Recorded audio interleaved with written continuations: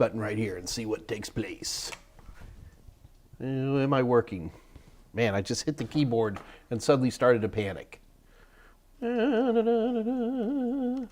everybody, am I on? Somebody type in and say you can hear me just great. Okay, Elbow, thank you very much. Hey everybody, it's Mike Meyers with the Monday edition of the Mike Meyers Coronavirus Ask Mike Anything live stream. The goal of this live stream is to provide those of us who are isolated by the coronavirus an opportunity to continue our studies for CompTIA certification. In particular, here on this channel, we concentrate on A+, Net+, Security+, but we can certainly go outside of that on an as-needed basis. And we're also more than happy to talk about technical topics.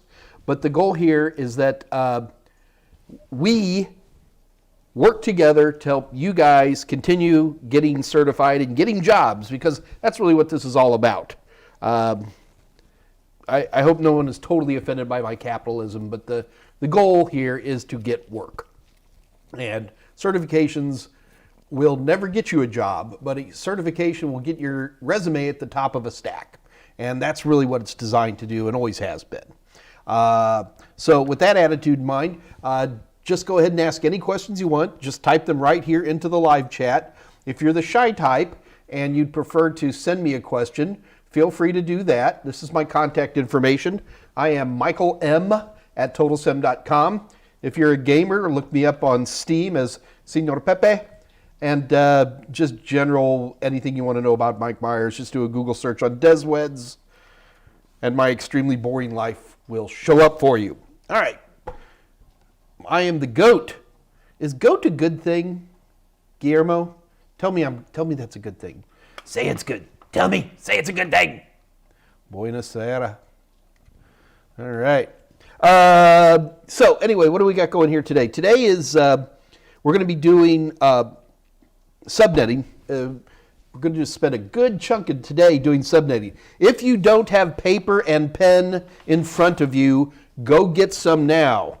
Go get a couple of writing instruments and go get some paper. I'm going to talk about nothing important for 90 seconds so that y'all can get up and get some paper and pen, because it is going to be I don't know if it's a challenging day. I think it'd be an interesting day.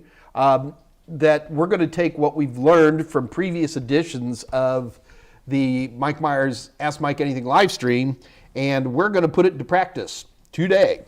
And so we've got about 10, 12 greatest of all texts. Yeah, right. Is that really what GOAT means? So make sure you got some pen and paper in front of you.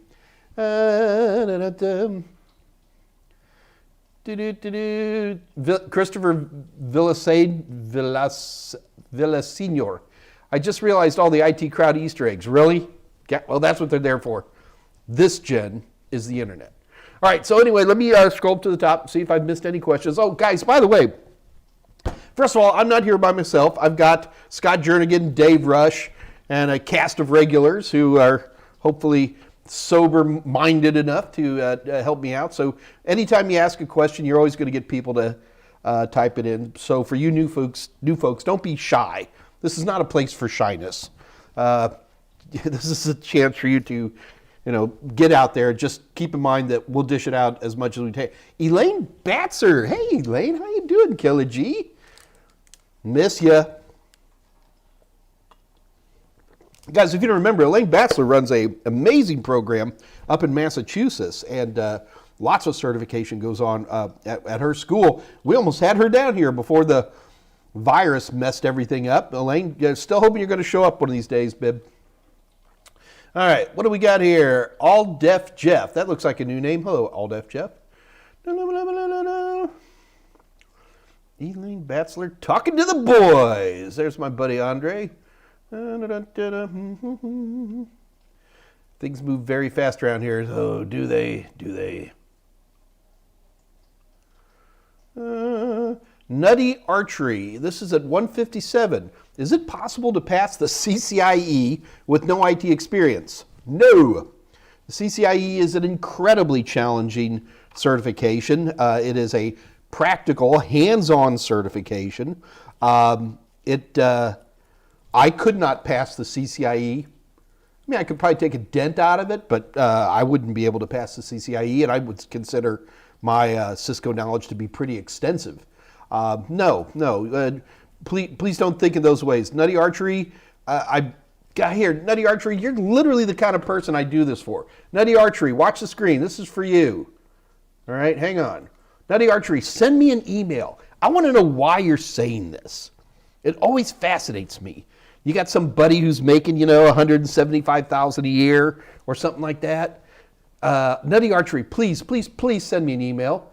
If nothing else, I want to maybe help give you some ideas where you're at. Let's get to feel who you are, what your goals and passions and motivations are, and let's see what I can do to help. So please send me something. I did get an interesting email. Where'd it go?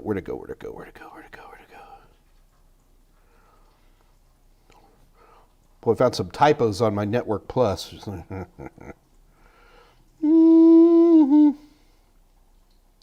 I can't find it. Where did it go? Anyway, they were talking about NUC. I forget what NUC stands for. Hang on a minute.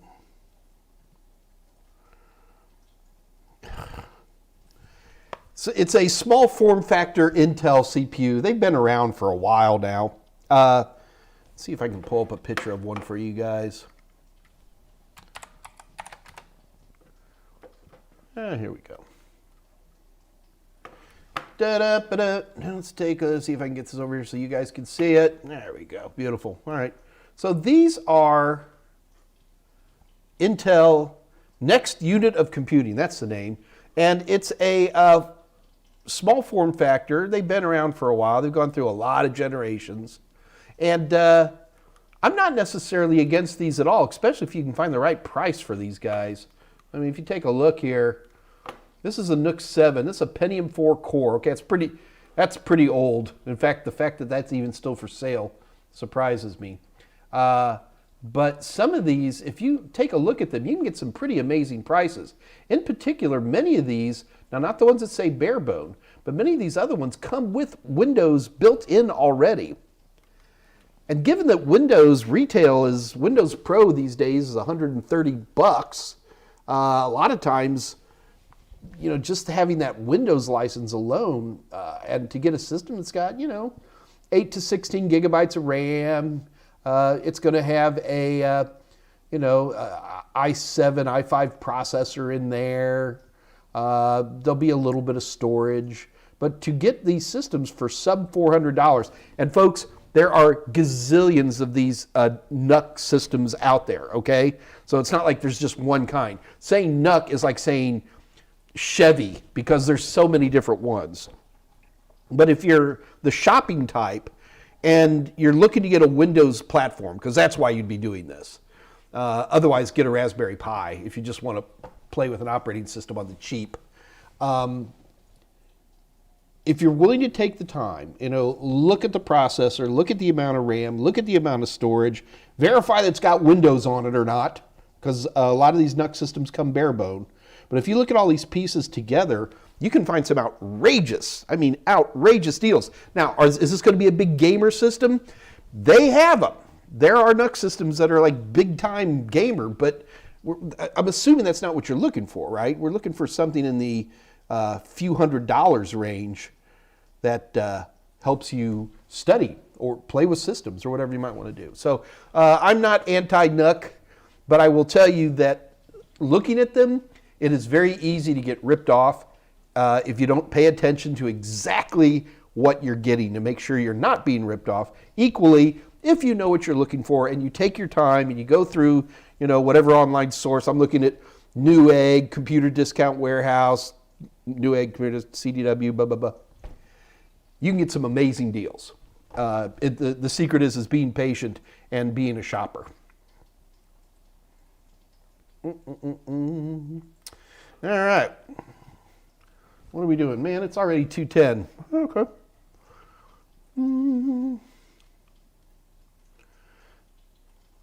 Just looking for some questions here, guys. Scott Jernigan. Troubleshooting theory is on 1001 Objectified. Somebody asked a question that Scott is helping me with. Elbow. ITIL isn't life. No, who cares? Oh, there's my buddy Alex. I'll always remember that amazing bread. I am the goat. Mizuki Raitanazaki. Raitanazaki. Sorry, Mizuki. I'd like to try to pronounce people's names right. Sometimes I need to give it a couple of tries. What are my thoughts on CompTIA CertMaster? I look at CompTIA CertMaster to be a direct competitor of mine. And other than me being better, more pictures, better support, cheaper, and I'm good looking, I think they're fine. Greatest of all time. I did not know that's what GOAT meant. Yeah, Nutty Archery, sorry, buddy. I thank you for, and by the way, Nutty Archery, typing that question in multiple times like that is exactly the right thing to do. So well done to you. But we've got the answer there, so I think we're okay.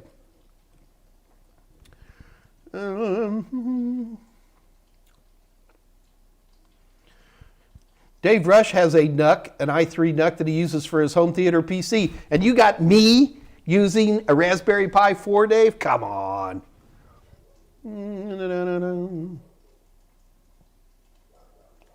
Nutty Archery. Someone told me that passed CCI with no problem without IT experience. Nutty Archery, this person is lying to you. Straight up. I don't even need to be nice about this person. That is no way that's going to happen. Hey, Keisha Green is here. All right, everybody's showing up now. Xerxix? What is it? Are you guys all looking for money or something? Just started an ITIL 4 foundation class.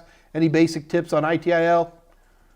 Just make sure you understand your core stuff. I mean, to me, that's the most important place.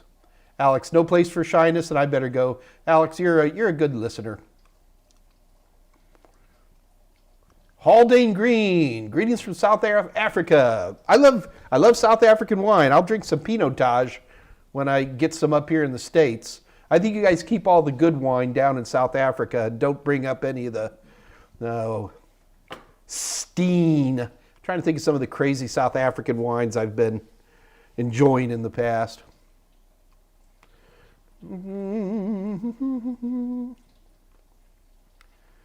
Spencer Coleman, Mr. Mike, do you have a Linux book? Nope, don't have a Linux book. I know, I'm getting a lot of pressure in that department.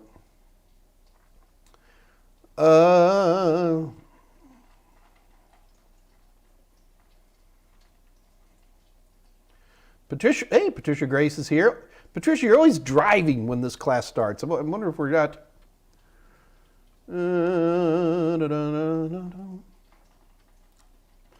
Gruber Accountancy. I remember you, Gruber. Do you recommend anything to prevent session hijacking Windows, and what is it exactly?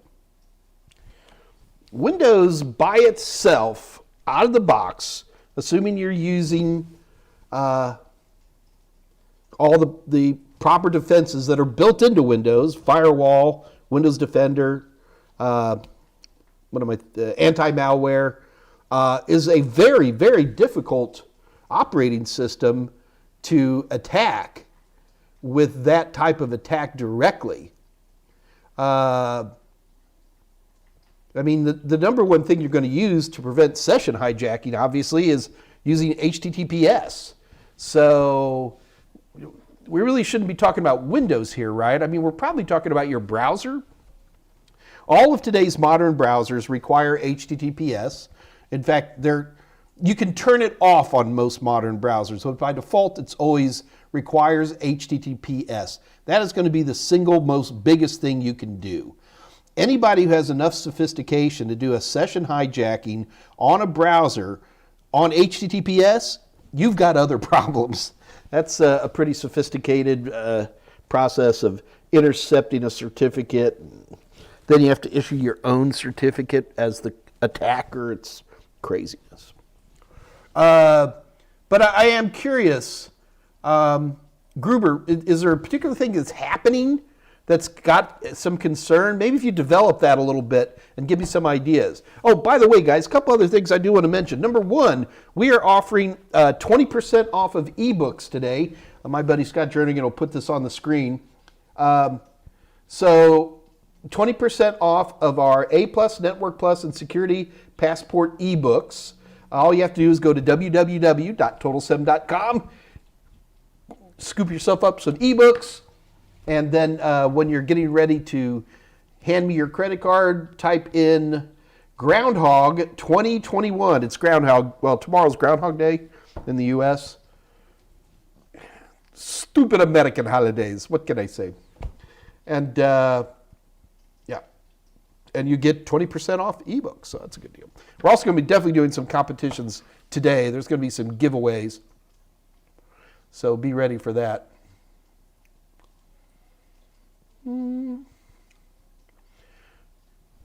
Group Accountancy. Jorge Chica, ¿cómo está, amigo? How do I get Kali Linux on my MacBook Pro? How do you get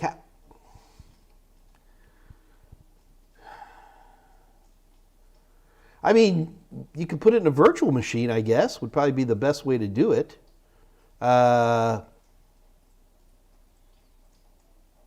Gosh, Jorge, this is one of those times where it'd be real temptation where you start, like your MacBook is probably the thing that you do your web browsing on, and you work on you probably got Office installed on it, or you're checking your personal email on it and things like that. That is not the kind of machine that you want to run Kali Linux on. Jorge, what you probably need to do is set that lovely MacBook to the side and go get yourself some inexpensive $300, like 4th or 5th generation Core i7 with 8 gigs of RAM laptop. Jorge, if you're in the States here with me, man, check out Craigslist. There's tons of used laptops out there, and that becomes your attack machine. I get real nervous when people are sitting there going, oh, I've got this laptop, let me put Kali Linux on it. Well, no. I mean, Kali is a powerful, powerful tool. It's, handing most people Kali Linux is like handing a baby a bazooka and a butcher knife. In all probability, nothing good will come of that. So one thing you could definitely look to do is get yourself a secondary system. One of the things people forget about, there's a lot of toys in Kali Linux that are noisy and will, intrusion detection stuff will locate you. And while it's just as illegal to hack somebody who's hacking you as it is for you to hack them, it's not to say people wouldn't do it. And you really ought to consider a secondary machine. In fact, Dave Rush has some videos on how to set Kali Linux up on, of all things, a Raspberry Pi. So we're talking sub $100 there. So things to consider.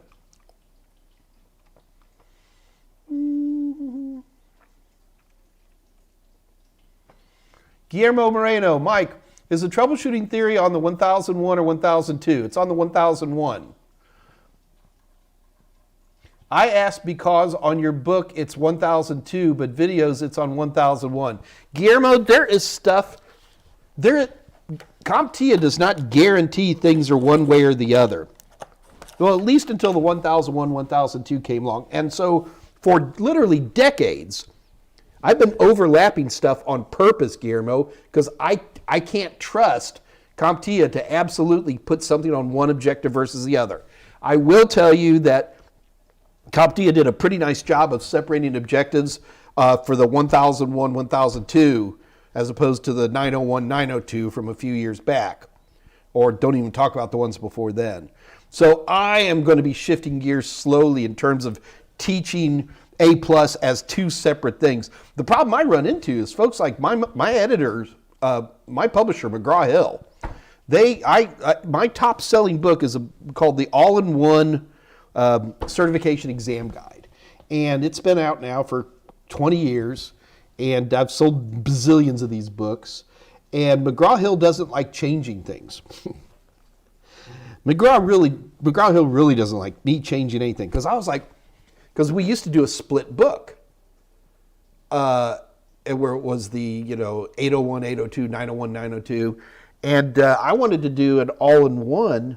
I didn't want to do one book anymore. I was like, you know what? I think they finally got to this point where we should do it as two books. And McGraw-Hill's like, no, we want one book. Yeah, it can be challenging sometimes. I told McGraw-Hill, I was like, listen, I don't even want to list my certifications anymore. I was like, look, I'm Mike Meyers, okay? If you don't know me by now, I don't need to, have to put a bunch of scrambled eggs at the end of my name anymore. And even trying to get McGraw-Hill to turn off my certifications was like, my problem is, guys, if people yell at me at all, I just back down. I'm a wuss, and I need to stand up for myself more. But at the tender age of 59, if I haven't figured it out by now, I'm never going to figure it out. Fox21, make sure the I locked when browsing. Yes, Fox21, you are right. When you are on a website, you definitely want to make sure that that's turned on. Jorge Chica, thoughts on the SolarWinds hack?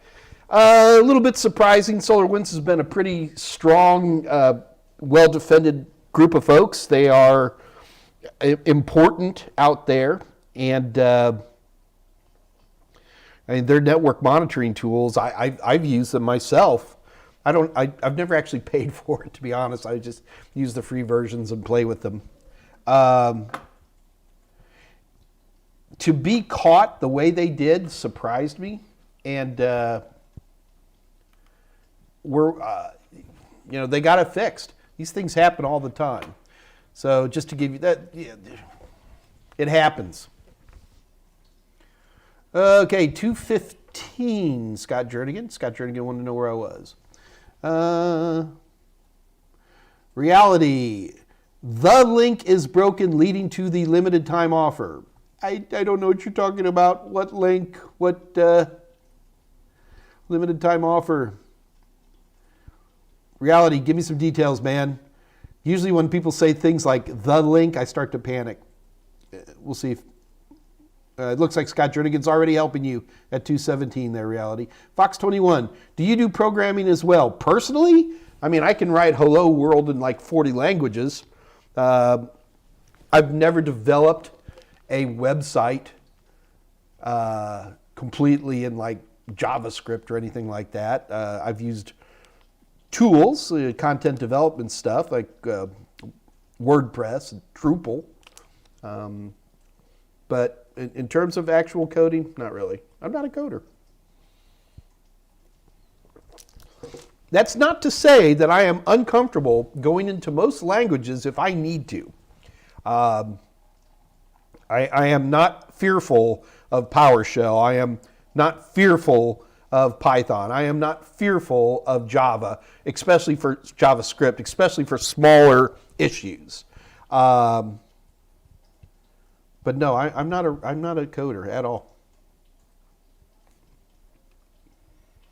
No.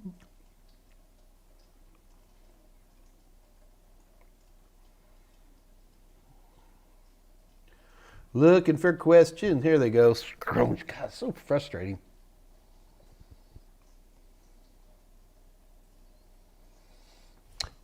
Yeah, all you guys are telling him to put Kali Linux on his Mac. Just because you can put it on there. I'm going to stick with what I said earlier, and that is go get yourself another system for that type of work. Oh boy, another operating system I haven't heard of. Corin. Is this a Linux distro?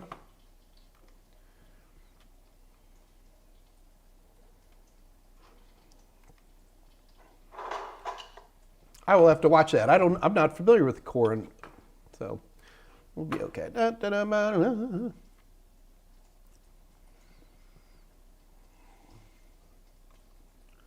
All right, Scott, whatever links were, it looks like Scott's got it under control.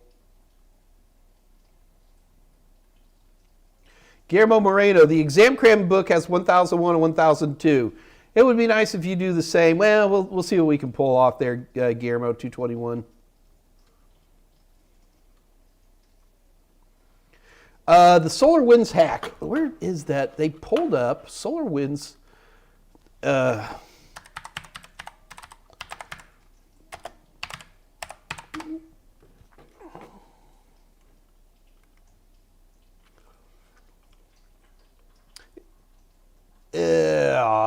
I don't feel like digging through this right now. So theoretically, the Ruskies got a hold of, managed to insert some malicious code into an update of the SolarWinds Orion software. And about 18,000 SolarWinds customers installed it before the compromise was caught.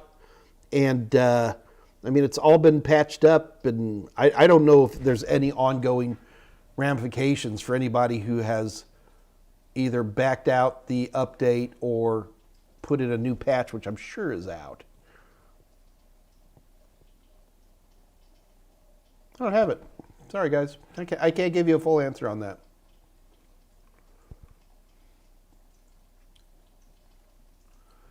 Sorry, Elbow. 222, Gruber account. See, I was using Dropbox as a backup and eventually found files missing, stopped using DB Sync. Oh.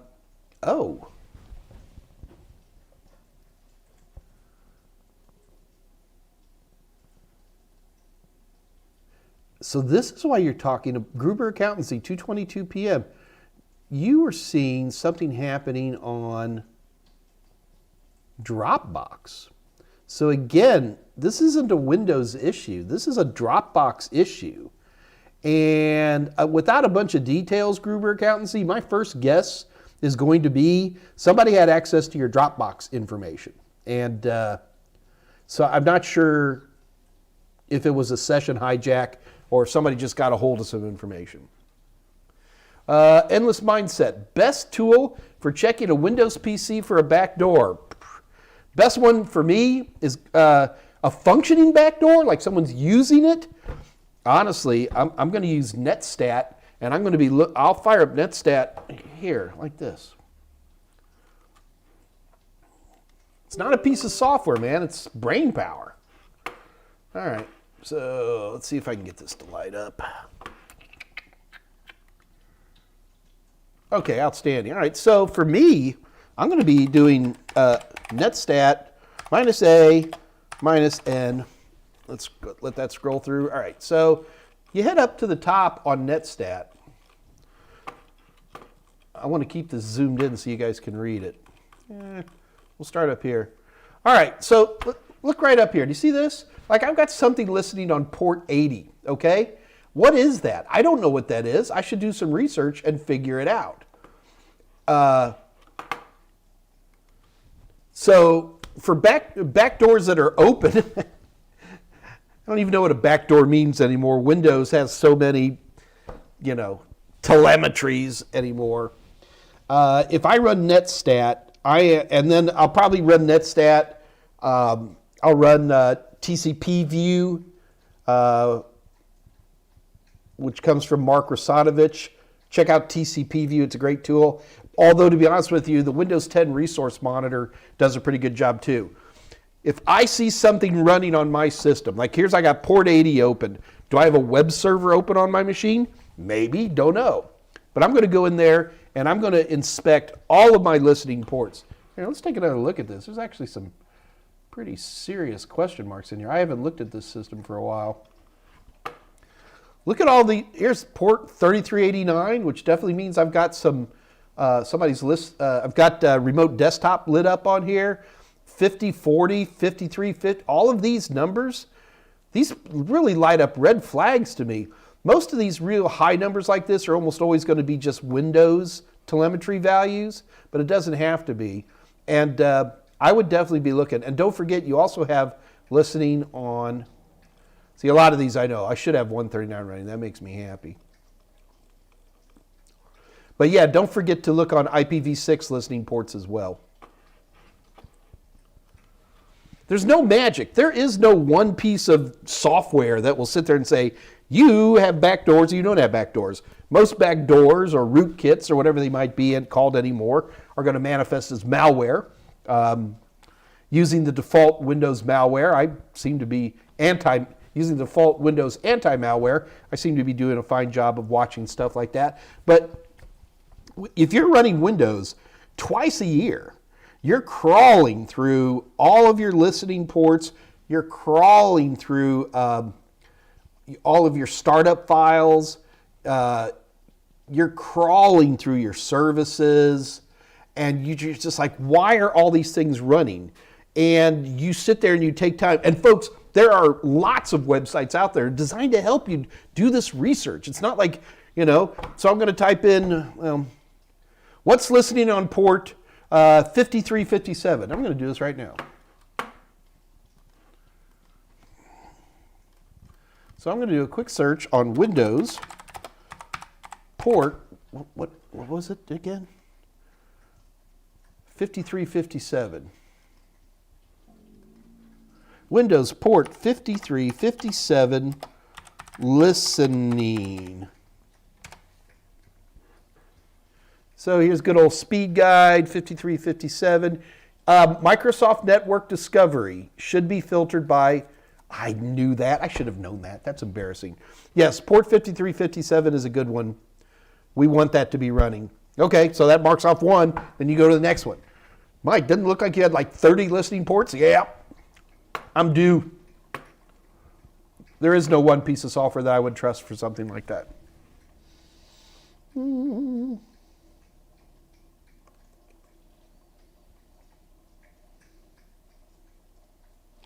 Acid Flux 99 from 2:24 p.m. Is it worth going through the headache of replacing a clock battery on a laptop that is soldered to the board?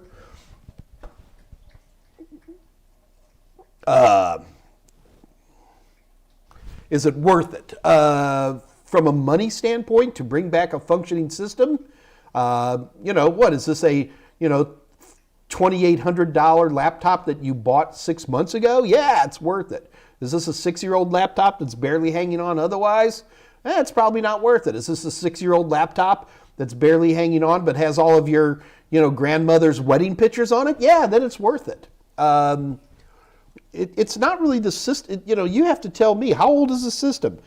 Here's the criteria I use on these types of situations. If this machine goes away, will I cry? Literally, that's what I say to myself. And like if I lost my smartphone, I would cry a lot. If I lost my PC power supply tester, I got plenty of these laying around. I wouldn't cry. If I lost this thumb drive right here, I would cry a lot. I'm not going to tell you why. It has important data on it. So it's really, you have to measure the value of the data and the system versus the cost of the repair. So, that's really up to you.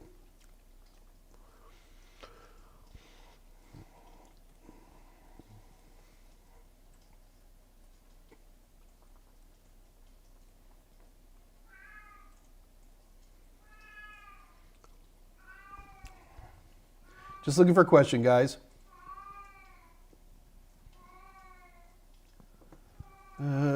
Guillermo.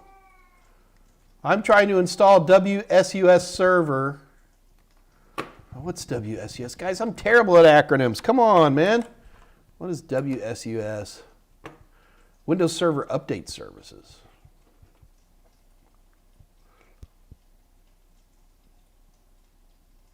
Oh. It has a new name. It's now called WSUS.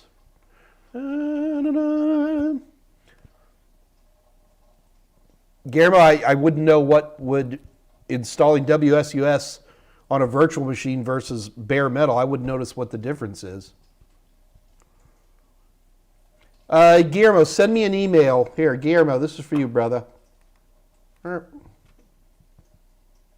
Send me an email at michaelm@totalsem.com and I'll get you started. I'm not going to babysit you through every step, but we'll definitely get you started. Also, do keep in mind a couple of things. Number one, guys, do remember that this is a YouTube channel. So please don't forget to like and subscribe. I know I've been listening to other YouTube channels where people have been saying that for years, and I never really understood, but it really does make a big difference. Please, please, please, please, please like and subscribe. I would very much appreciate you helping me out on that. Also, do keep in mind that this Friday, Dave Rush is going to be doing more Raspberry Pi fun. We'll see what that is. I'm not quite sure what Dave's up to these days. I think Dave wrapped up DNS. I still want to see Dave do DNSSEC on a Raspberry Pi. That's going to be hilarious. I'm sure Dave's like, well, you can just show me. Also keep in mind that we have, we're selling all of our ebooks are 20% off. So just go to www.totalsem.com and type in Groundhog 2021, and you get all of our ebooks, all of our A+, Net+, Security Plus ebooks at 20% off.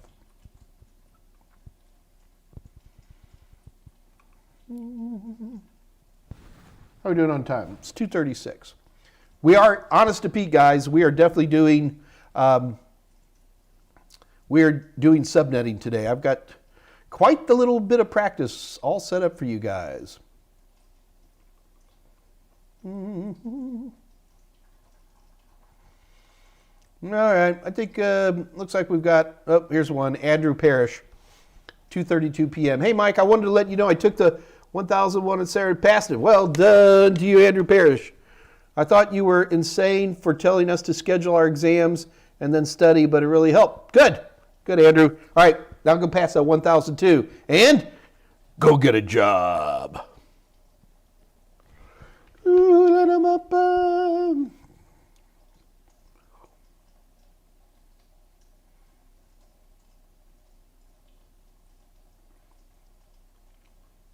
Okay, guys, let's go ahead and get started on doing some subnetting today. In particular, one more time, guys, if you don't have some paper in front of you and a pen, this is literally wasting your time. It's a waste of your time. I know we've got a number of new faces in today. All are welcome, but do keep in mind that we shot a video last week, which was kind of like the get you warmed up for this, because I'm not going to teach you how to do binary conversions today. I'm assuming you guys can figure that out or watch last week's video. So if you get a little bit lost, that's no big deal. Just watch last week's video and then watch this. Again, for you new folks, these videos stay up pretty much permanently, so it's always easy for you to watch them when you're ready.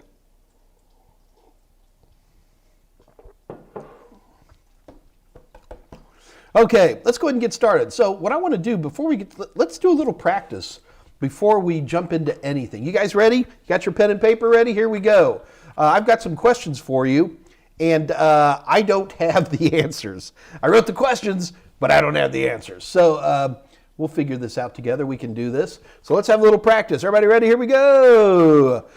Get ready, because I'm about to do a contest for free practice questions.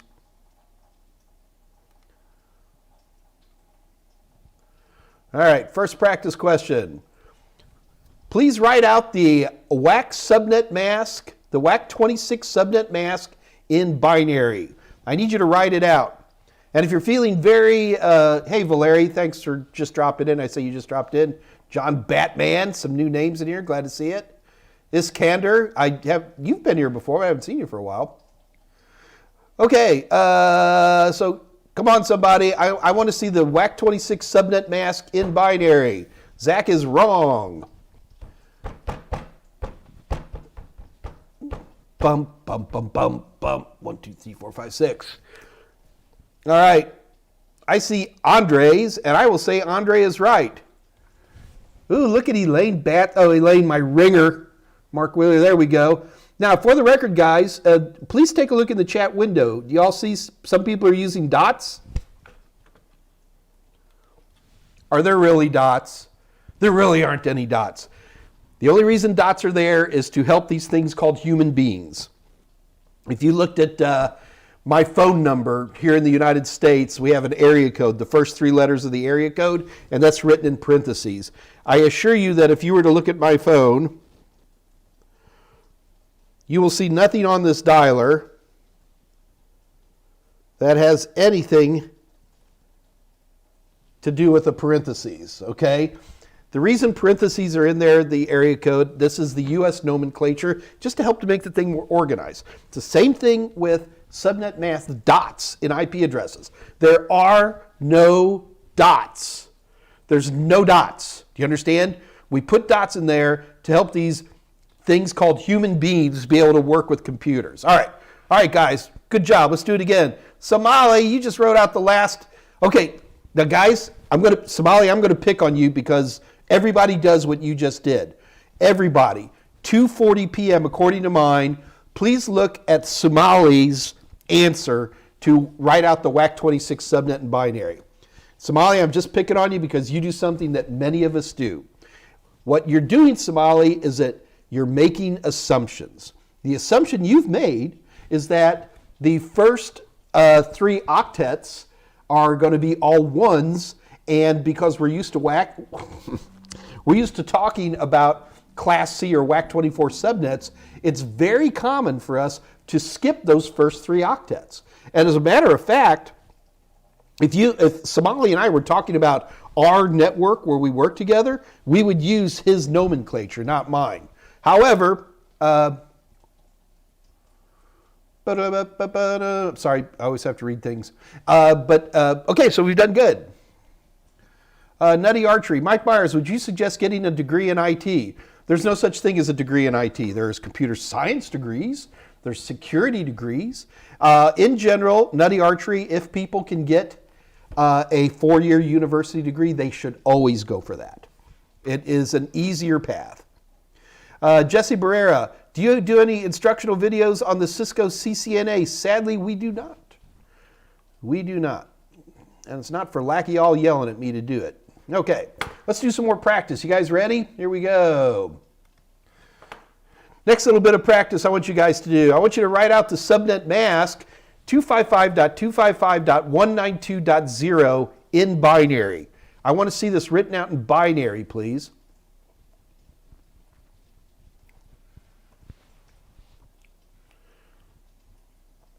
Come on, somebody type it up in the live chat. I want to see 255.255.192.0 in binary. I guess I could do this.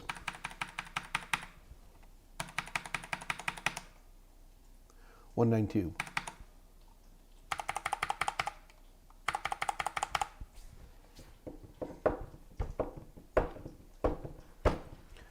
All right, we're checking you guys. Somali, you skipped one, brother. All right, we got some good answers there. Here, I'll type in my answer. Did I get it right? I don't like typing in dots unless absolutely necessary, but yeah, so that is a, what would that be? 16. It's a WAC 18 subnet. Oh, by the way, people get, I want to make sure we get some terminology. I didn't actually write anything for this, but when we say things like WAC 24 or WAC 16 or WAC 30, what we're talking about is a nomenclature called classless interdomain routing. Let me put that up on the screen. I'm going to put this in the chat window so you guys know what I'm talking about. Classless interdomain routing, or CIDR notation. Andras, you're never late, bud. We're just having fun and practicing together, Andras. So anytime anybody types something in, you're good. The reason you would change any of this is to reserve space for static IPs, correct? Change what? What am I changing? Mark Wheeler, are you not supposed to put spaces? Mark, we're just talking about what a subnet mask is. We're just talking about writing it out.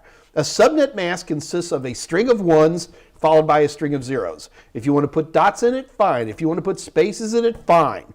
The standard nomenclature would either be to put nothing in there, just ones and zeros, or perhaps dots, if you're doing it in binary.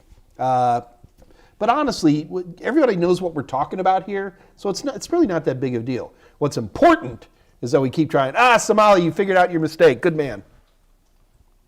Elbow, the subnet, limiting the pool of IPs that can be created by DHCP. Woo! Elbow. Wow. Elbow, love you, brother.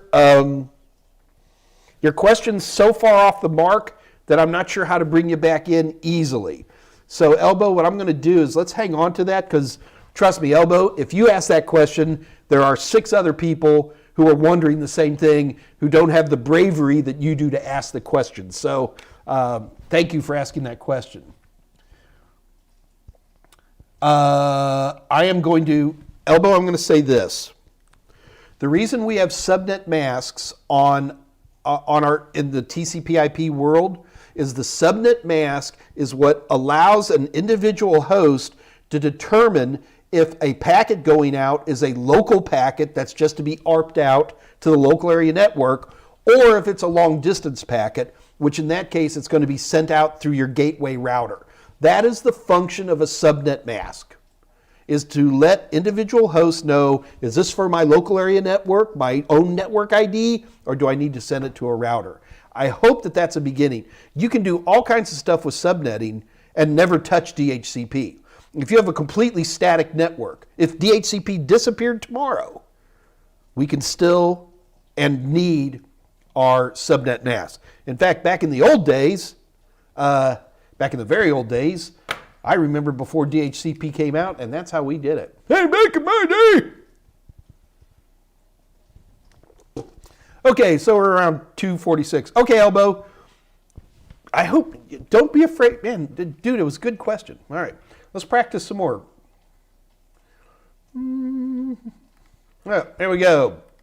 You guys ready for the third one? First person to write this out into the chat window gets free practice questions, A+, Net+, or Security+.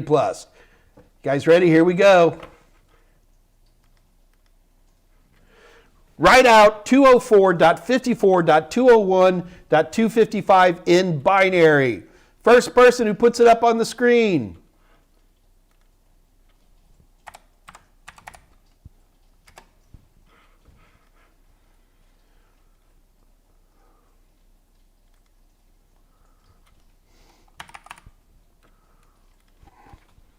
Like I said, I don't have the answers to any of this stuff, guys. I'm having to write it down myself. Noonan.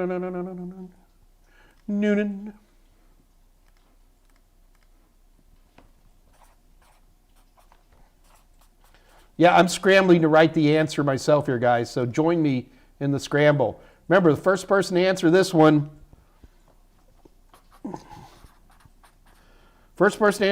gets free A+, Net+, or Security+ practice questions. Man, people already write it, and I still don't have the answer. And I'm cheating.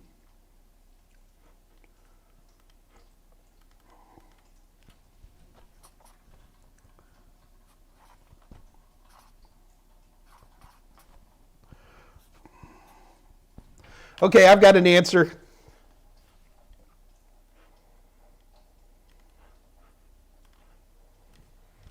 I have an answer.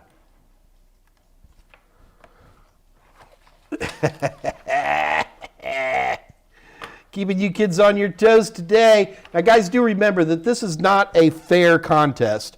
I go by the first person I see because of all kinds of reasons. You and I have different orders on our live chat stream, so whatever I see wins.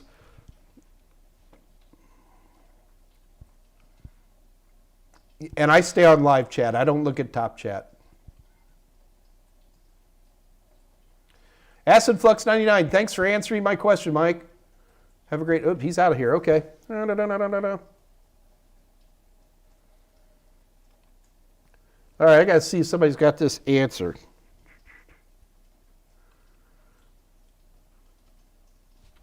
Ah, come on. You know what? I got old geezers on here. I want to see some new faces. Like I said, this is not a fair competition. Come on, guys, let's do this. Some of you may or may not be right, but I want to see more people contributing.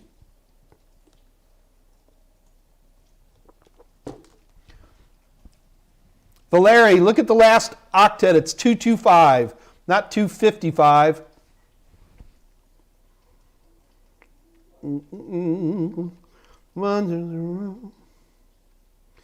John Batman, according to me, you're wrong.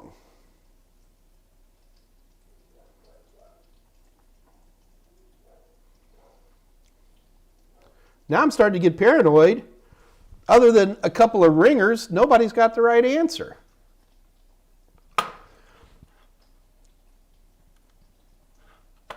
Well, I guess we need to practice this a little bit more. Here we go. You guys ready? The first thing you do is you grab a piece of paper, and in the upper left-hand corner, you write out the number 128. Let's do this together.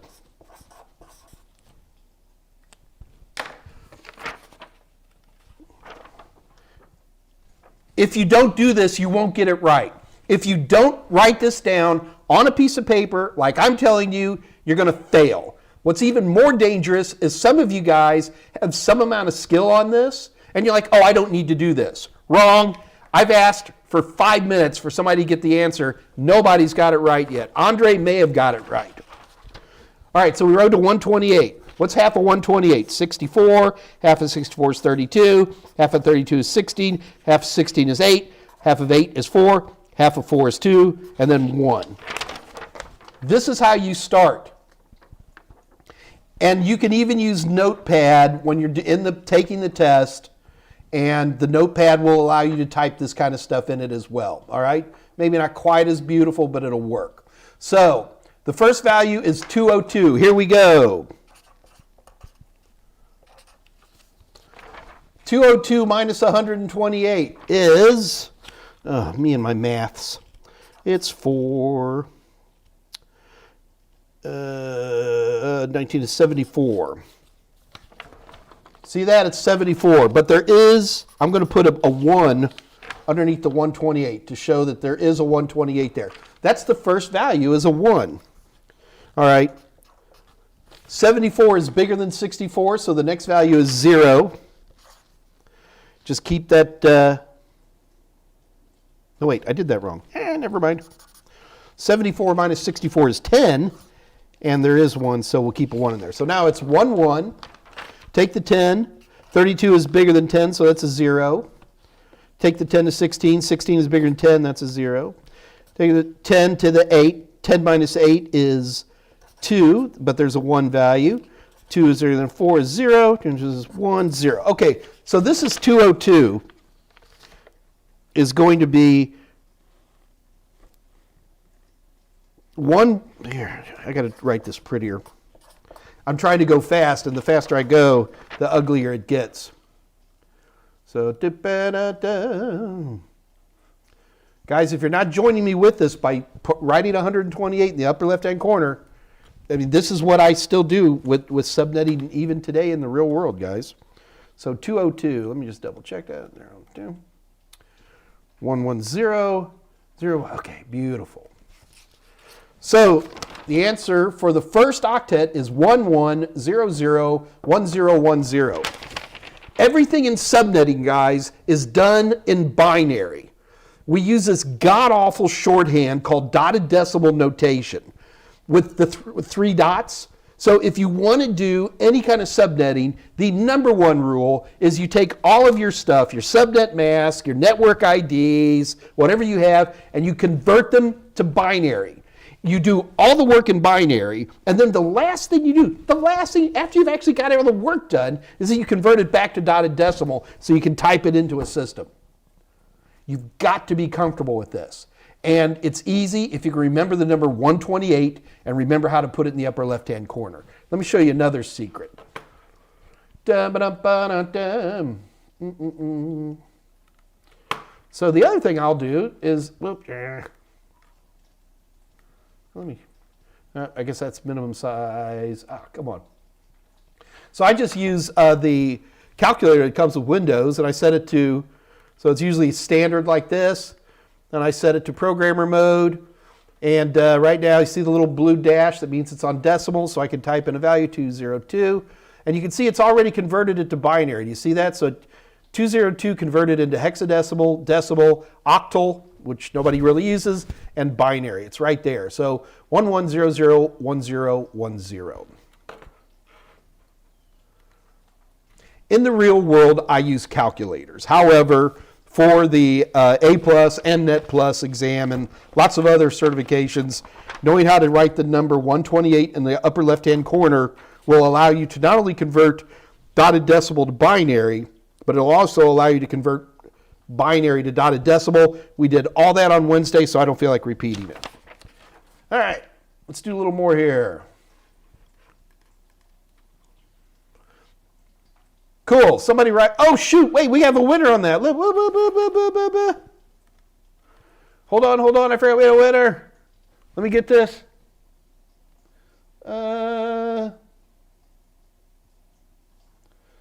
What happened on that piece of paper? You're probably going to want to watch last week's where we talk about how to convert, because I really don't want to spend a whole lot of time on that.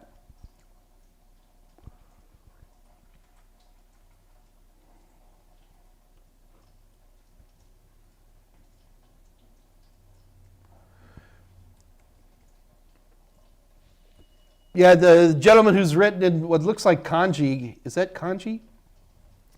Sorry, man. I last Wednesday we went through all this conversion and I taught everybody how to do it. I don't feel like redoing that today.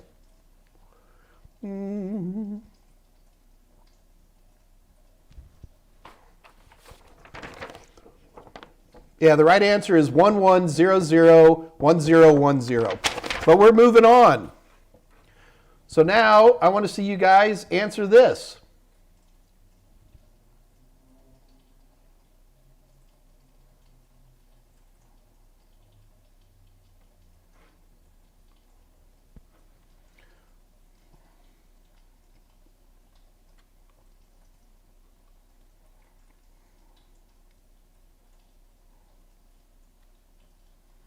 Hang on a minute.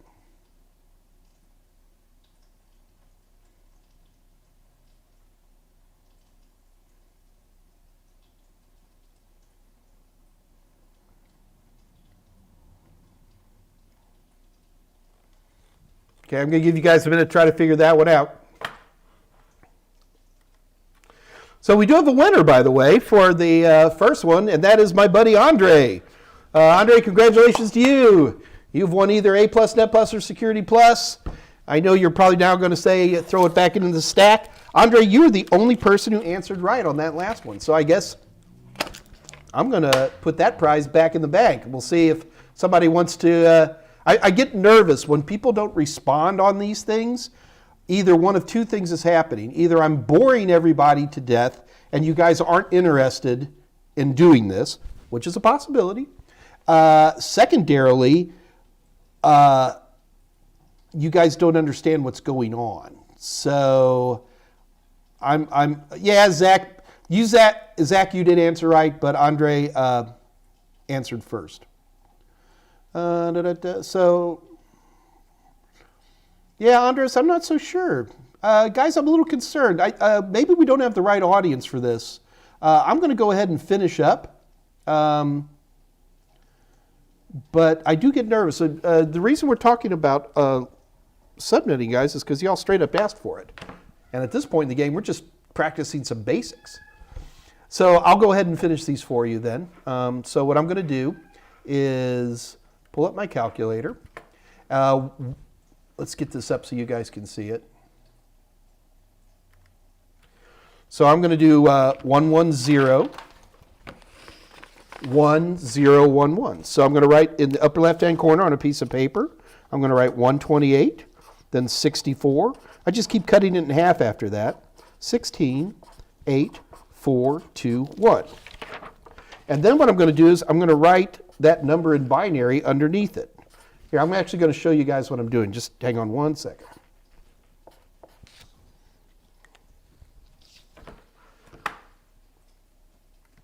So, here's how we're going to get this back to dotted decimal.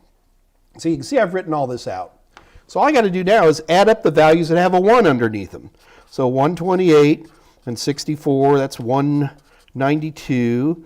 Plus 32 is 224. There's a 0 under the 16. 8 is 232. And then 3 more left. So that is 235. So the first value is 235. And that all I did is I added up everything that had a 1 underneath it. So I'm going to do it again now. Now it's 1000. I'm just doing here. Let me bring it up for you guys. This is the second value here, right? 1000, 1000.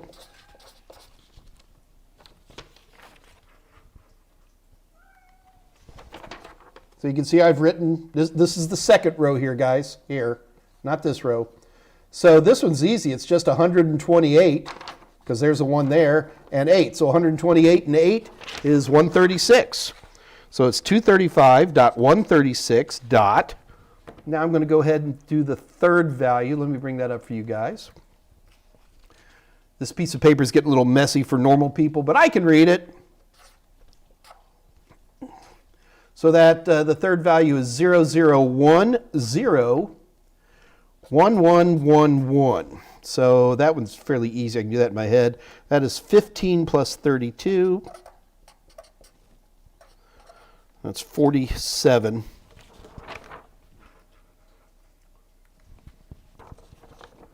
Okay, so now I've got 235.136.47. So this is the third value. So these four together are 15 plus 32. Let's do the last one. 0010001. So 00101. Oops.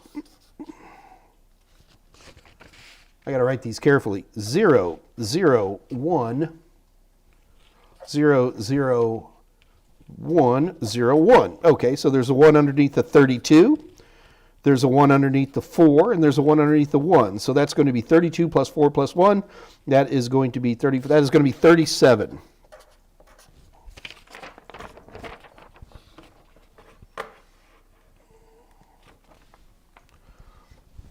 So that is that value in dotted decimal. And all I had to remember to do is write the number 128.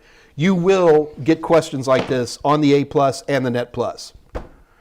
Maybe not on the A+, but definitely on the Net+. So before I even start learning today, it's important to me that you guys have that down pat. All right, so you guys ready? Got some more pens and papers ready? Here we go, kids. Because that was just the warm-up.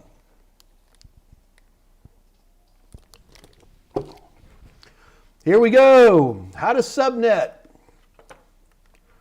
How to subnet for CompTIA exams. Because you have to use pen and paper. All right, here we go. Number 1, Mike's subnetting rules. All right, Mike's subnetting rules. Rule number 1, everything is done in binary. Convert everything to binary, get the answer you need, then convert it back to dotted decimal at the end. Do you hear me? You will take whatever the question gives you, you will convert, if it's a subnet mask, you're going to convert it to to binary. If it's a network ID, they're going to convert it to binary. Folks, understand what we're doing. When you're subnetting, you're given one subnet, right? And then you have to chop it up into more subnets. Or you can say one network ID, which I have to chop up into more network IDs. Or you can say one network ID that I want to chop up into subnets. Or you can say one subnet I want to chop into more network IDs. The terminology means nothing. What you're doing here is you are parsing out the extremely rare and expensive public IP addresses. No, most of you at home don't need to do this. But this is a standard and common thing. Not only is it standard and common, but even in a SOHO network, there's situations where you're going to need static IPs, and if you can't speak the nomenclature of subnetting, you're lost, okay? So let's get back to the rules here. Okay, everything is done in binary. Convert everything to binary. Get the answer you need to, then convert back to dotted decimal. Rule number 2, always start out with the subnet mask in binary. So if you can skip writing out all 32 characters, great, but when in doubt, write them all. And number 2, if needed, you can add the starting network ID as well in binary. What I mean by that is when you're going to start doing subnetting, you're going to be given, Janet has a 12.13.14.192 WAC 26 network, and she needs to do blah, blah, blah with it. The first thing I'm going to do, I don't care what the question asks, the first thing I'm going to do is I'm going to write out that subnet mask in binary. I write a lot of ones followed by X number of zeros. Sometimes I put dots in there, sometimes I don't. You're about to see me do this like a lot of times. Okay. In most cases, you're actually also going to write down that starting network ID in binary, which you know how to do, I think. Spent a lot of time teaching this. So once you've got that written down, then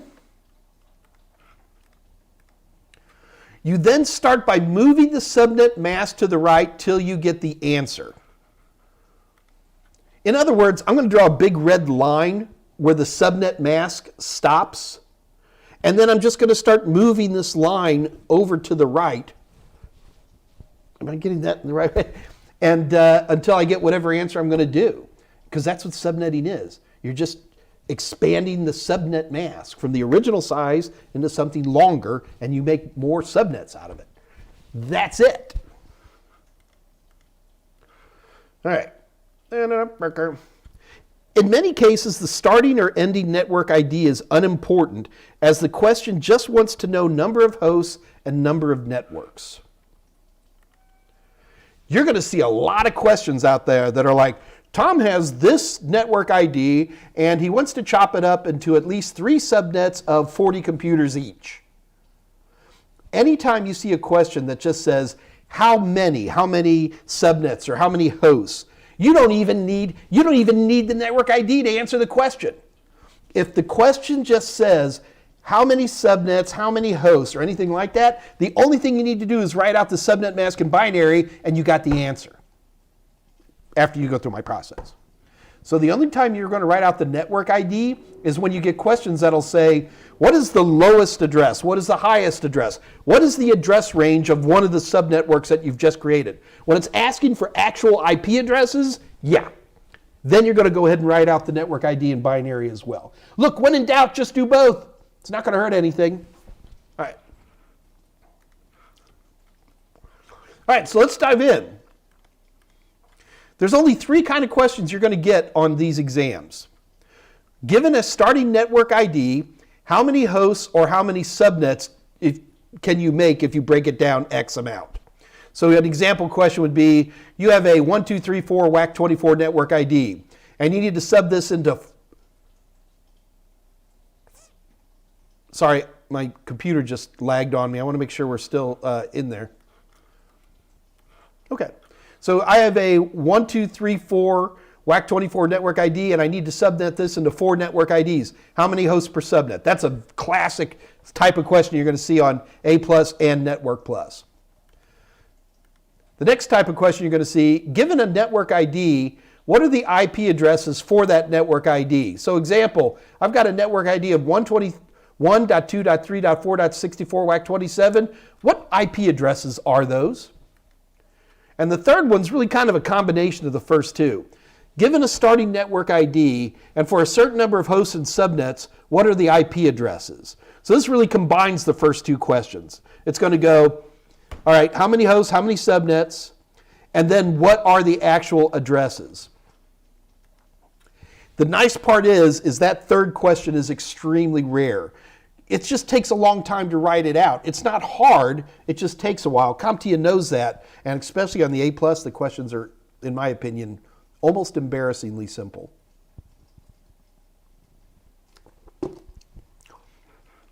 Okay. So now that we know these 3 types of questions, let's try a few of these using the tried and true Mike Meyers methodology. Get your pen and paper ready, folks, because here we go.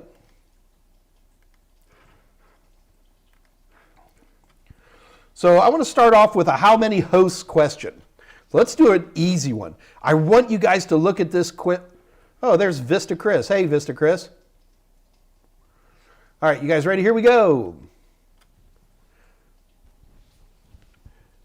So you have a subnet of 192.168.4.0 WAC24. And you need 5 subnets. How many hosts will be in each subnet? So you've started with this one network ID of 192.168.4 WAC24, right? And you need to chop this up into at least 5 subnets. And once you chop it up into 5 subnets, how many hosts will you have in each one of the new little subnets that you made from 192.168.4? This is the most common thing we do in the real world with subnetting. You've been issued a block of IP addresses. Look, folks, I know that I just gave you a private Class C IP address. Nobody cares, okay? Just unplug from that concern, because you can subnet anything at any time. So what's more important to me is that right now you understand that we're going to take this 192.168.4 network ID and we're going to chop it up into at least 5 subnets. Let's do this.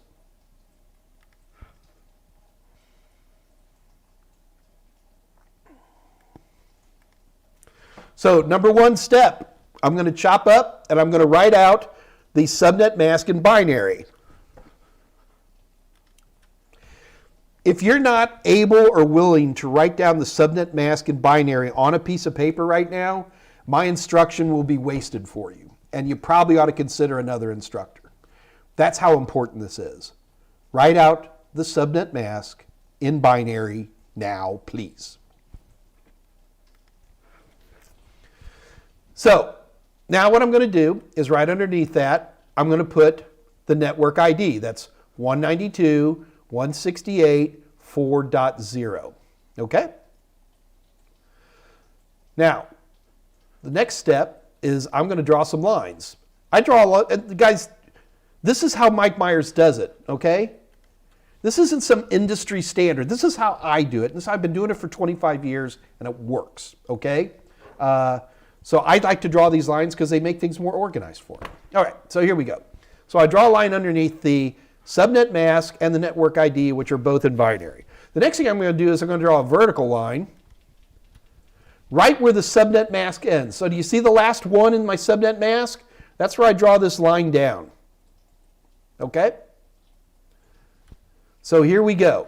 Now remember, we need at least 5 subnets. So how do you make subnets? I got one subnet. My one subnet is 192.168.4. How do I make more than one subnet when I only have one? And the answer is you move that red line to the right. Let me show you. Keep in mind, do you see what I've got circled here? This is the host ID. I can do anything I want to the host ID, but you got to remember that when you're doing subnetting, someone has handed you a network ID of public IP addresses, okay? You can't create new IP addresses. You have to stay within that network ID. Now you can split up that network ID into subnetworks, which is what we're doing, but you can't mess with things. For example, they gave you a WAC24 subnet. You can't change that base subnet from what they've given you. You can split it up, and I'm going to show you how to do that right now. All right, so here we go. So number 1, we're going to just I use like a dotted line just because it makes my life a little bit easier. But what we've done here is we've just changed the WAC24 to a WAC25 subnet. Do you see that? By doing this, I have control on this. I can't do anything to the left, but I can do anything I want to the right. So as I move this 1, I've now created a WAC25 subnet. You guys see that? And I've created 2 different subnets. One subnet is going to be all the values that start with a 0, and the other subnet is going to be all the values that start with a 1. Because I've moved it over once, and because it's binary, folks, and there's only one binary value, so it's either going to start with a 0 or it's going to start with a 1. So let's do that again. Now, this time I'm going to move it over 2 to the right. And now I've made a WAC26 subnet. So now I'm messing with 2 characters. So I can mess with, see, I even put here, I extended out the subnet mask for you a little bit. So now I'm messing with these 2. So that's either going to be double zeros. The X's mean I can put anything in there I want. So it's going to be 00, 01, 10, or 11. If I take the 192.168.4 subnet, WAC24, and I can subnet it into 4 WAC 26 subnets. Get the idea? I can make 4 of them.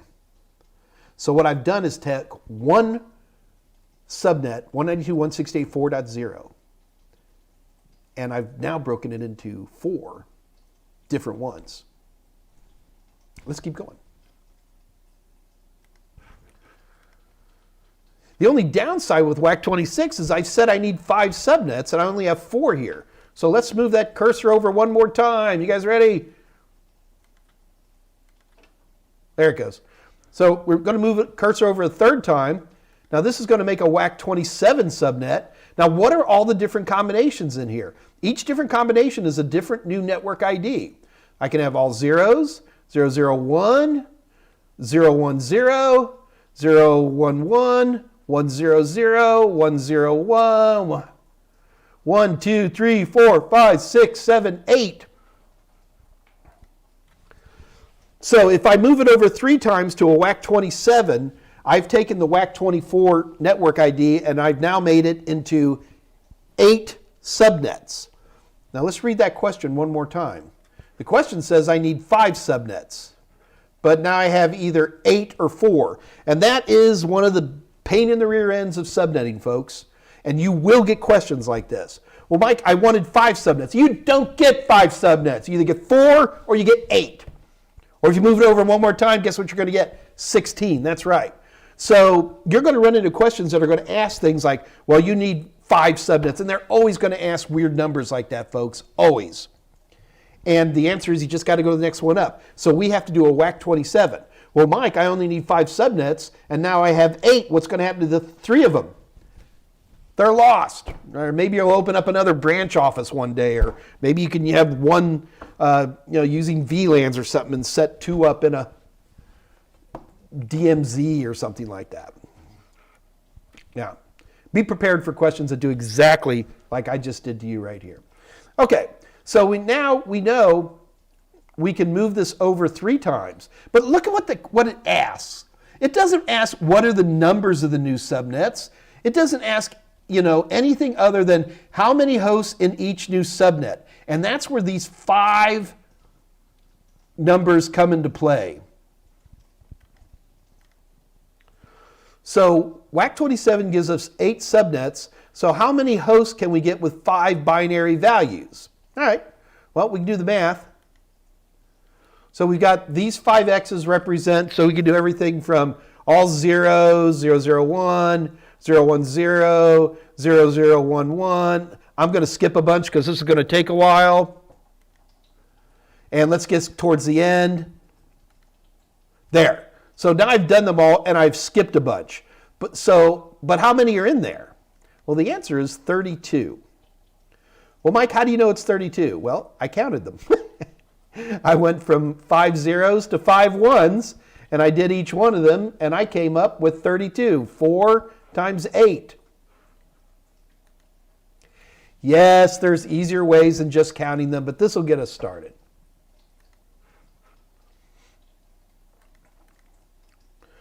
Now, there's a problem here, and that is the beginning and the ending IP addresses. Do you see how that's all zeros? You're like, well, no, Mike, it's 101. No, it isn't. That's the subnet mask ends right here. This is all zeros. And you see where it's all ones here at the end? But Mike, it's 10. No, there's a 0. No, it's not. The subnet mask ends right here, people. Guys should draw a red line right there. No, there's no easy way for me to do this. I'm going to make a mess if I do anything. Okay. So anyway, the bottom line is 2 of these addresses we can't use. We can't use the one that's all zeros because that's actually the network ID for the new network. And you can't use all ones because that's how you broadcast to a network ID. You could never use all zeros or all ones in a network ID. When it's all zeros, that's the actual network ID itself. And you know where that value goes? It goes into routers. So when routers receiving packets and says anything for 192.168.4. I can do this in my head. 224 goes out this port. Get the idea? So network IDs cannot be used for individual host name. Equally, when you have all ones, That's used as a broadcast. So if somebody wants to talk to everybody in this new subnet, well, we've actually made 8 new subnets. If somebody wants to talk to that subnet, all we have to do is send it out at 192.168.4 dot, whatever that would be with all ones on the end. I can't do it in my head quickly. So that's important. So the bottom line is you always have to remove 2 hosts. So it's not 32, it's 30 hosts.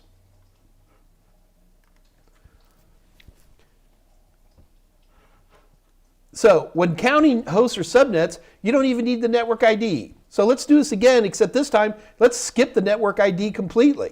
We're not even going to write 12.18.0.0 in binary. All I need is the WAC 16. Do you see that? I need 13 subnets. How many hosts in each subnet? Got it? Here we go. Write it out in binary. All right? Now, instead of using a red line, this time I'm just going to keep stretching out the subnet mask. Instead of doing 2 lines, I'm just going to make big red ones. It's the same process, folks. Don't let because the PowerPoint changed slightly, it's still the same process. So 4 subnets, get 3 out there, that's 8 subnets. If I have 4 out there, that's 16 subnets. Okay, so I can't do 13, but I can do 16. Mike, how can 4 binary values be 16? Okay, 0000, 0001, 0010, 0011, 0100, 0100, 0100, 0101, 0110, 0111, 1000. I'm just counting to 16 in binary, folks, and you need 4 characters to do it. That's how I know this. Mike, surely there's an easier way to do it. There is. Hang on, I'm getting you there. Let's keep watching a little bit longer. All right, so we know we have 16 subnets, but here's the interesting thing. So we're going to have to take this WAC 16 and turn it into a WAC 20 to get 13 subnets. But now the question is how many hosts in each subnet? And that's where all these zeros that are left over, there's 8, 12 zeros left over, can tell us how many hosts there are. All right? But keep in mind, folks, we only needed the subnet mask. Please watch for questions like this, where they're just asking for the number of subnets or the number of hosts or the number of hosts and the number of subnets. You can just ignore the network ID. All you need is a subnet mask and it'll give you all the answers you want. Now, the moment the question says, I need the IP addresses of, or I need the IP address range of, yeah, then you got to do the network ID.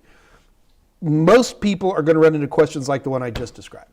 But we're actually not done, because remember the question said how many hosts in each new subnet. So let's finish this.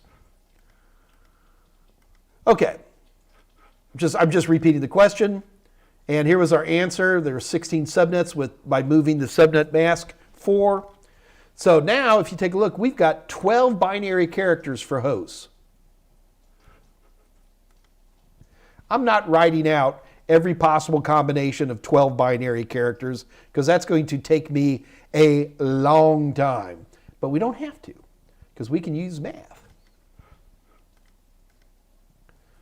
So it would be from 000.000.00001 all the way to 1111.11. So there's a bunch in there. How many? I don't know yet, because we're going to make our lives a lot easier instead of just counting them. How many hosts is in 12 binary characters? All you got to do is memorize this simple little formula. 2 to the n minus 2, where n is the number of binary characters. So here we have 12 binary characters. So 2 to the 12th minus 2 is 4,096. And you're like, oh my God, Mike, how am I going to memorize this? How can you do 2 to the 12th power, Mike, when you're in the middle of a Network Plus exam and the pressure's on and you're starting to freak out? Well, one thing you can do, here, I'll take you back to elementary school, or at least elementary school in the States. This might have been pre-kindergarten in England, I don't know. So 2 to the 12th power, all right? Here.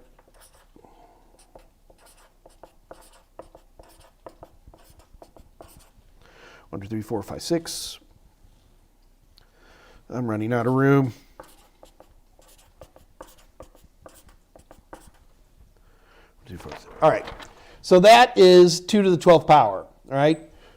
These multiply to this line. I've just run out of space. So the first thing I can do is I can multiply them together in 2s. Right? 4 times 4 is 16. 16 times 4 is 64.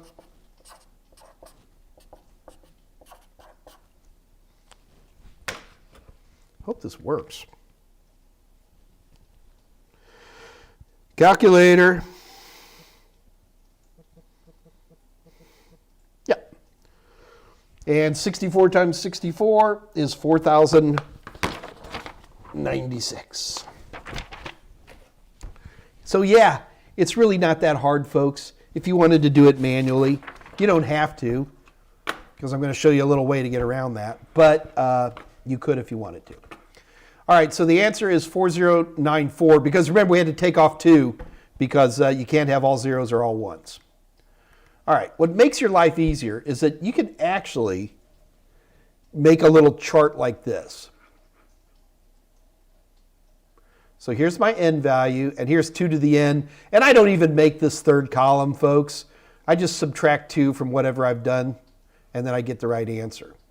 Now you're going to look at this and go, oh, come on, Mike. I can barely remember to put 128 in the upper left-hand corner. How in the world do you want me to memorize something like this? You don't have to memorize it. All you have to do is just memorize that 2 to the 10th equals 1,024. You see that? Look, look, look, look, look. 2 to the 10th equals 1,024. 10 equals 10. 10 equals 10. 2 to the 10th equals 1024. If you can memorize that, then you get some pretty cool things happening. For example, then you multiply or divide by 2 to get your value. So let's try this. So if you've got 7 binary characters, how many hosts is that? I'm going to get this up, so you got to do this yet. If you have 7 binary characters, how many hosts is that? The only thing I have to have memorized is 2 to the 10th power equals 1024. And then I just keep dividing by 2. So I'm going to divide by 2 till get me down to 2 to the 9th, which is 512. Then I can divide by 2 again, get me 2 to the 8th, which is 256. Or I can divide by 2 again, which is 2 to the 7th power. Remember, I've got 7 values, right? That's what I'm trying to do. 2 to the 7th power equals 128. Minus 2. That's it. So the answer is, with 7 binary characters, I can have 126 hosts. Yeah. More? I got a lot more. So let's go ahead and do this all over again, except this time let's do it with the very first example. This time we're not even going to write out the network ID. All right, so here's the original first example, which we just did, guys. 192.168.4. WAC 24. I need 5 subnets. How many hosts in each new subnet? Some of you guys got that question right when we, even before I got it, where you write down it was 30. So that's good. But let's do it again with what we now know. Because remember, to get 30, we had to actually multiply those 5 characters a bunch of times. So we actually counted them out. All right, so here we go. Number 1, we write out the subnet mask in binary. Number 2. There, I wrote out the network ID, put my line, put my red line. But look, I don't even need that. Let me just get rid of that junk. All I need is a subnet mask. Here we go. So I'm going to do a WAC 27 because I counted it out. Just like we did before. I don't want to repeat that. We tried 25, then we tried 26, and then 27 gave us 8 subnets. So now we know that there's 5 left. So the WAC 27 works. We know there's 5 left. Using our groovy maths, 5 characters, that's 32 minus 2 is 30.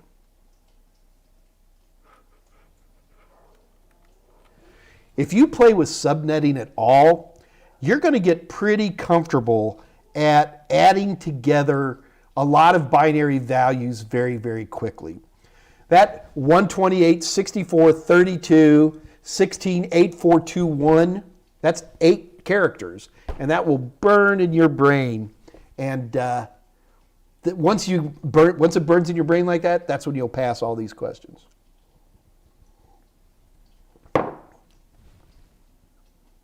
Let's do it again.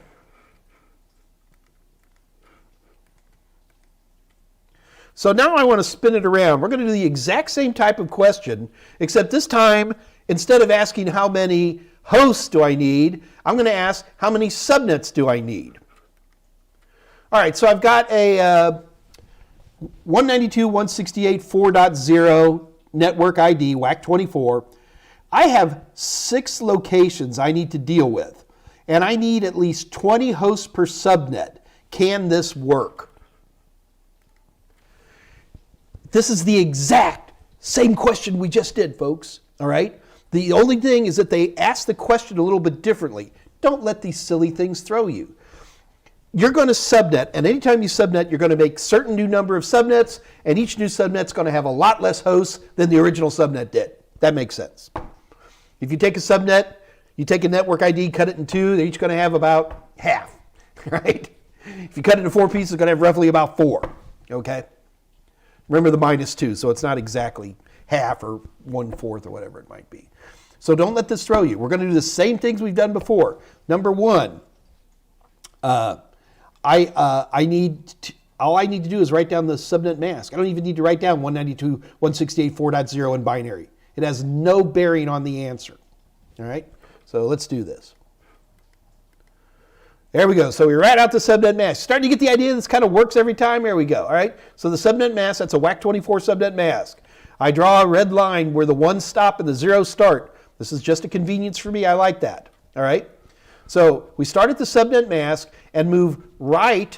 We can come here and move to the right. Or if you want to, I'm not going to do it, but if you want to, a lot of people, when they're counting hosts, they'll start here and move to the left with their other vertical line.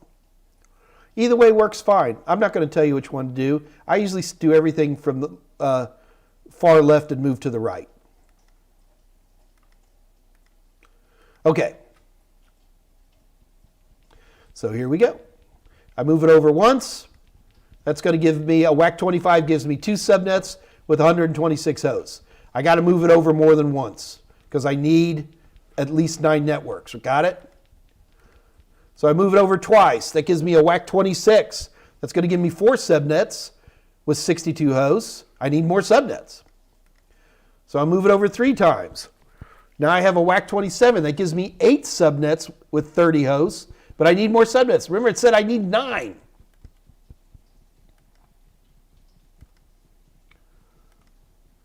So I'm going to make a WAC28, but, whoops, sorry, I jumped ahead. Darn it. I did a WAC28. Now that gives me 16 subnets. Sorry, I should make, the line isn't there. Doggone it, sorry. Typo, there's a line there. Imagine there's a line cutting that in the middle, making it a WAC28. That gives me enough subnets. See that? I asked for 9, I got 16, but it only gives me 14 hosts. So the answer here, folks, is no, you cannot. It is impossible to subnet a 192.168.4.0 WAC24 into at least 9 subnets with 20 hosts per subnet. Now, if we change this question to 9 network IDs with at least, 10 hosts per each, then I could do 14, then it would have worked. This, again, is a very typical type of CompTIA subnetting question you're going to run into. What they're going to be looking for is they want to do something. Can you do it or not? And it's basically a true-false question, really. Everything works the same way, folks. You write out the subnet mask in binary. You make a vertical line, and you start counting your subnets until you get the number of network IDs that you want for your subnetting, or until you get the number of hosts, or vice versa. Don't even have to write. You can ignore the network ID. All I needed was that WAC24 on that last one to get the answer.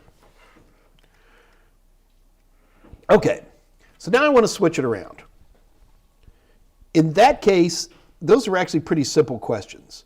You start with some network ID and you subnet it down. I need X number of network ID, new subnets and hosts per, that kind of a thing. Now, what I want to do is I'm going to hand you a network ID with weird subnets on it. And it's going to be like WAC 26s and 29s. And you have to tell me what are the IP address range in that network ID. Okay? Let's do it a few times. So here is a one IP address. This is a network ID of 192.168.4.0 WAC 24. Okay? How many IP addresses are in there? Yeah, I know it's a Class C. This is a giveaway. I just want you guys to get used to the nomenclature. All right.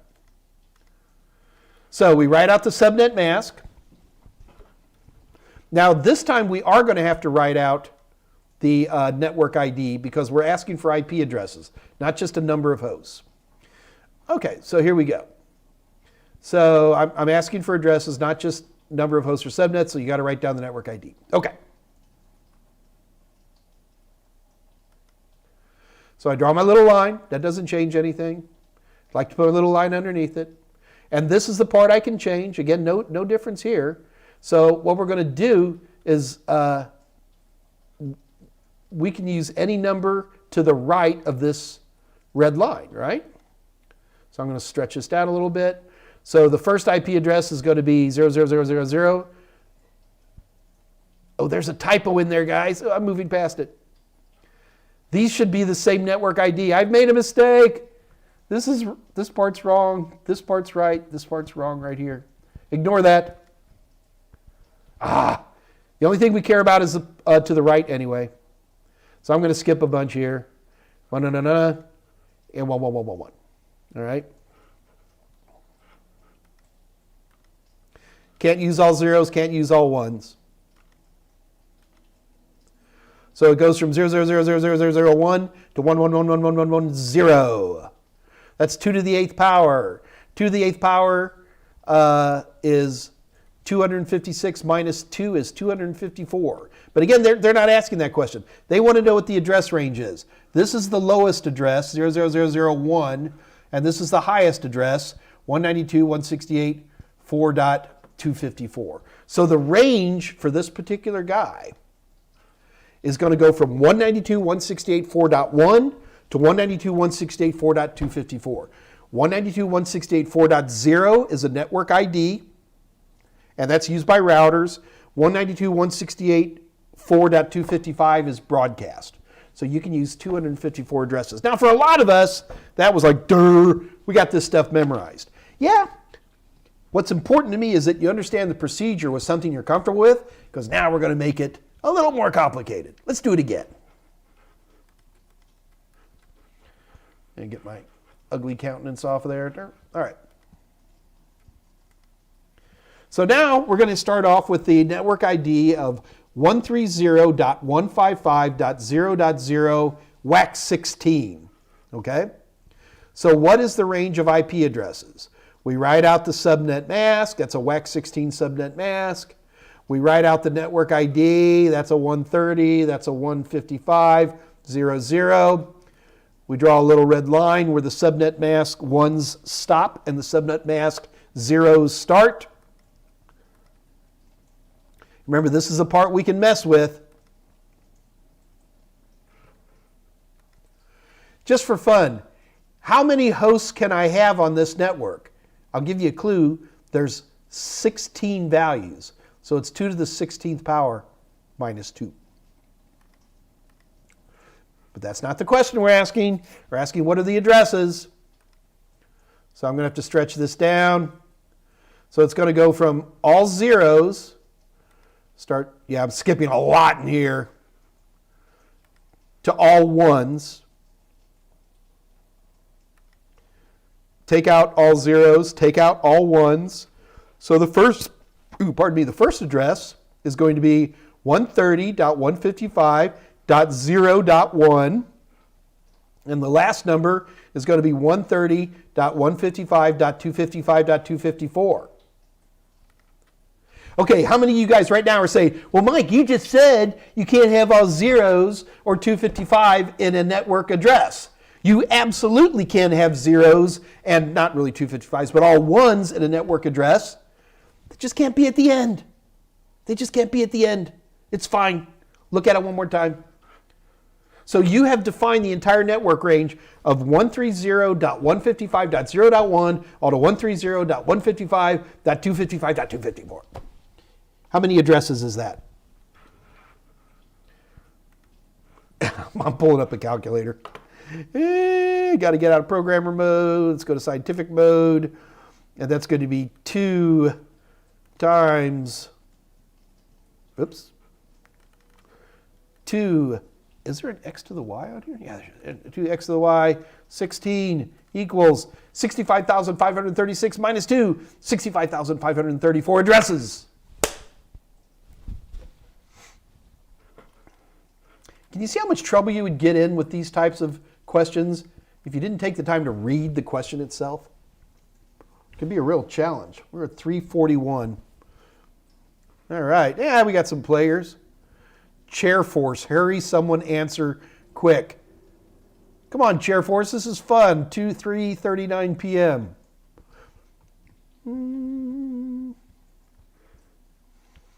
Vista Chris is liking this. My buddy Patricia Grace is like this. Thank you, Patricia. Let's do it again. Let's do it again. Okay, so you have this. This is a network ID. 44.62.43.16 WAC 30. Take a close look there, folks. You're supposed to say to me right now, but Mike, all network IDs have to end in 0. They have to end in zeros, and the only way to see how they end in is to type it out in binary. 44.62.43.16 WAC 30 absolutely is a good network ID. If you don't believe me, let's write it out in binary and I'll prove it to you. Here we go. All right, so that's WAC 30 right there.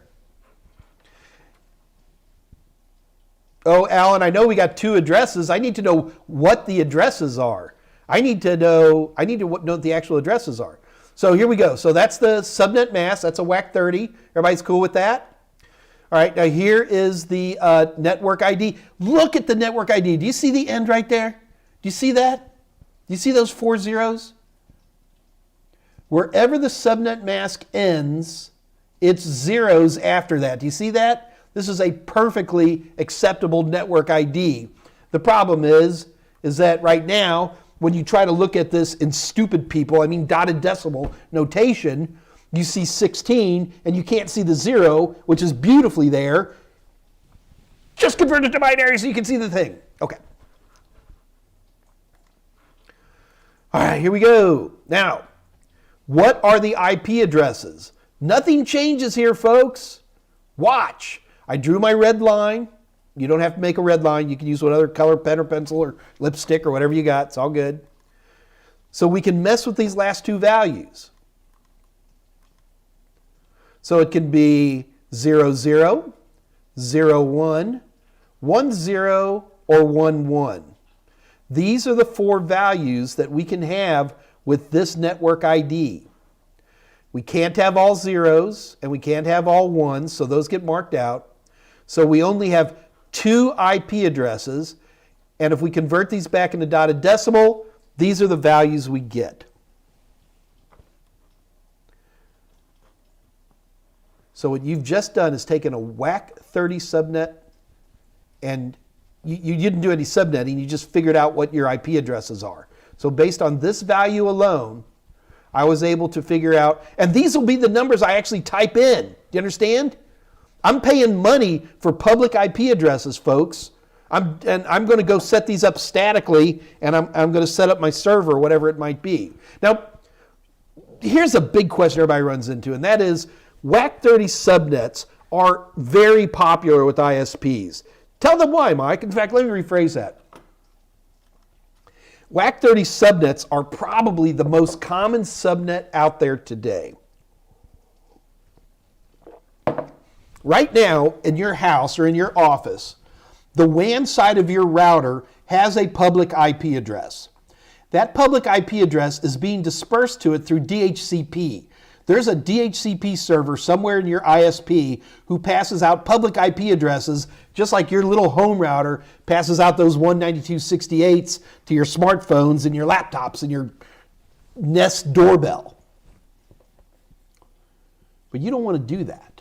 You're paying money so that you can have a public, permanent, static IP address forever and ever. It'll never change. You will literally have to go into your router and type this in. Okay, Mike, but based on what you just told me, I would only need one IP address. But you're telling me this WAC 30 gives me two IP addresses, and you're telling me, Mike Meyers, that these WAC 30s are super popular. And that's because you're forgetting something very, very important.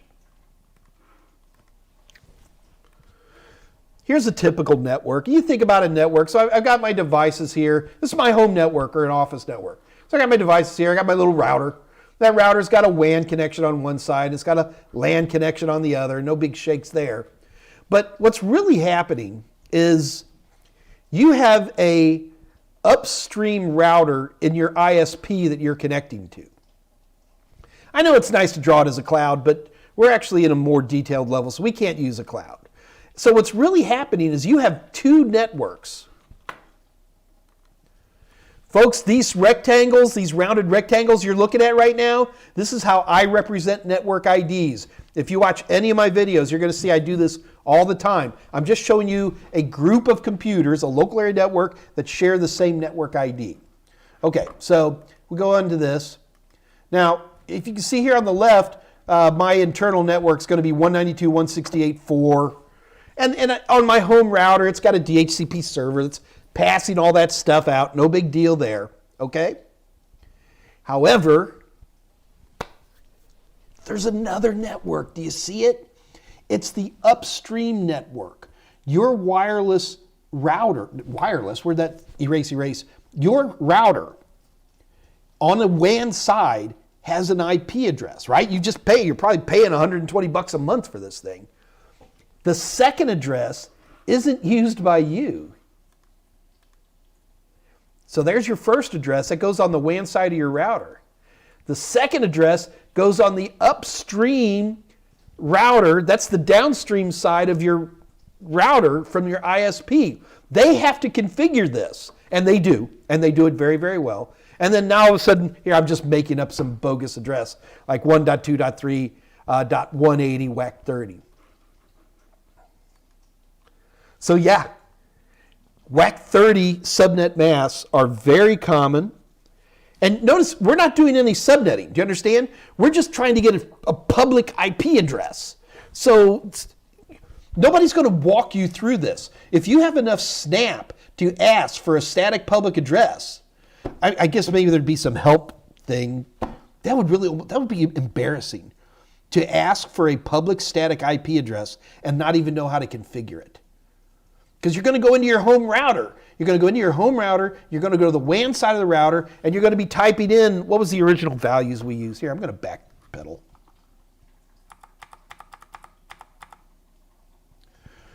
So on your home router, you're going to type in here, just so you guys know where I'm getting these values.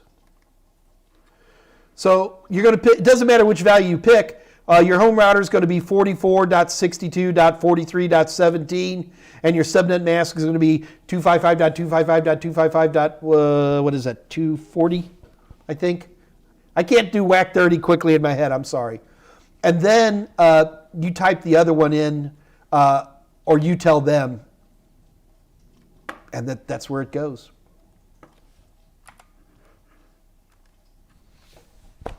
Yeah, that's nice. So if you're setting up where you want static public addresses, most of the time a WAC 30 isn't going to be sufficient for you. Most of the time you're probably going to need like a WAC 29, which is going to give you, that's 3 letters, so that's 8 minus 2 is 6 addresses. I'm really curious. I haven't checked any prices.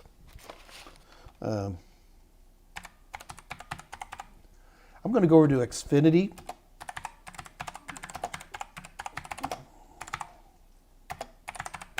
and I'm going to see what the costs are. Of course, they're all buried under sales gook.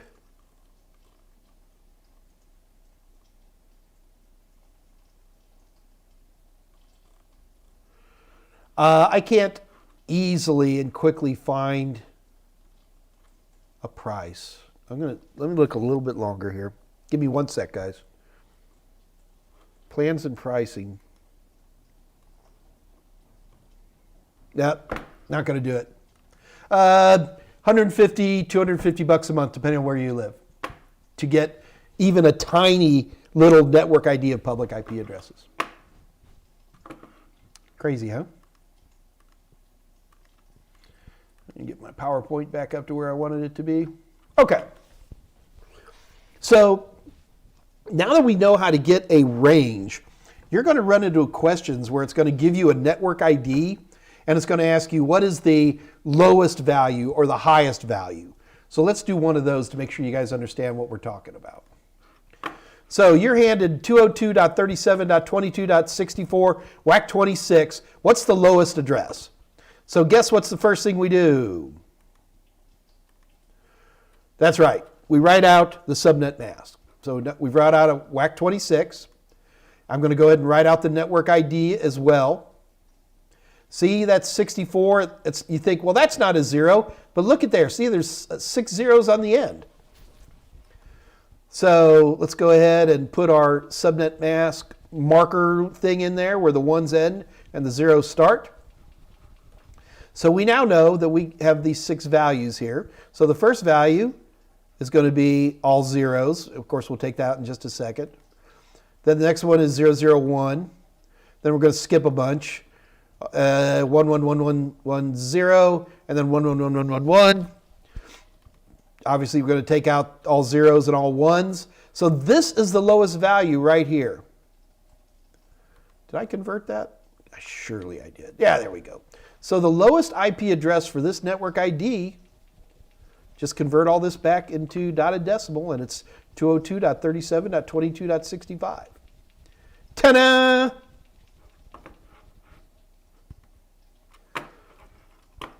How are we doing on time? 3:52. Boy, you'd almost think I timed this.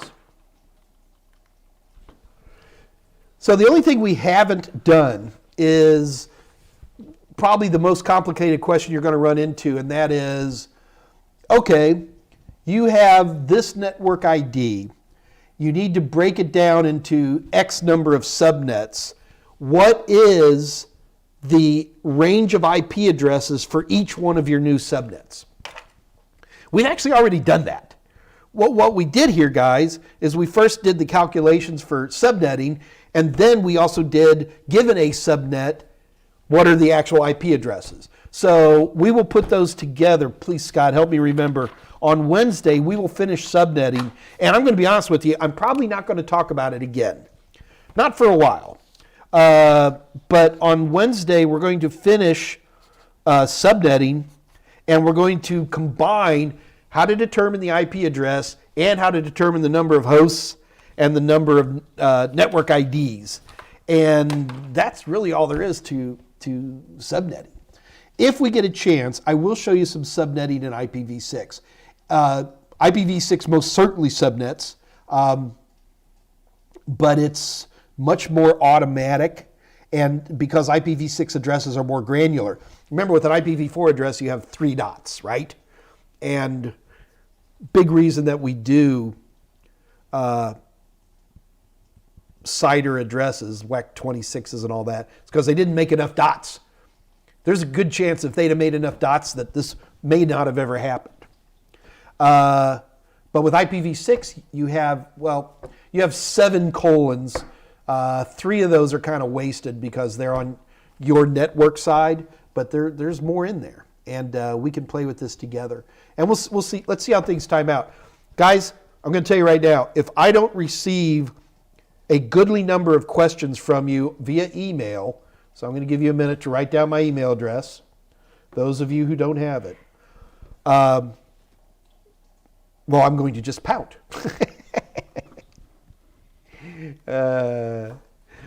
It's fine, guys. I am here to help y'all, and however that manifests, I am glad to do exactly that. So we've only got about 5 more minutes. Nobody was really answering questions right, so I'm going to be I'm going to be a little bit of a picky head about prizes today. Nigel, subnetting sucks and it is an irritating topic. Nigel, the problem with subnetting is that most of us never get a chance to see the beauty of it at work. And like one of the things you can do is like, this is where a lot of computers can be handy. Like you can spin up 4 Linux boxes, okay? And put them all on like a 192.168.4 network. And then subnet that. So 2 are on one subnet and 2 are on another. Shoot, maybe we ought to do that.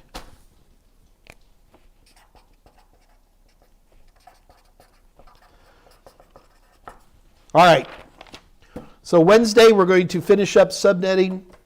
And as an extra fun thing, I'm going to try very hard to get 4 virtual machines running on my big box here. And we'll actually show you how subnetting really works. So it's fun. Okay.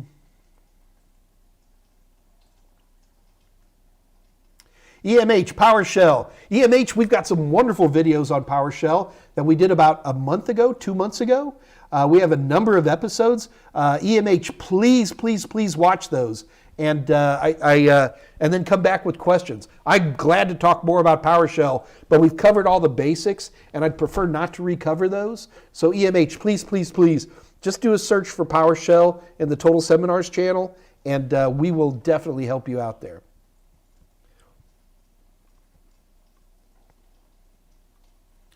Nigel at 356, Total Seminars does not have a Discord channel. I need to stress that it's called the unofficial Mike Meyers Discord channel or something like that. It's not me. It's my buddy Jose Braden has set all this up and administers it. It is a good place. Me and the guys do drop in, but I have no responsibility for non-political correctness anywhere.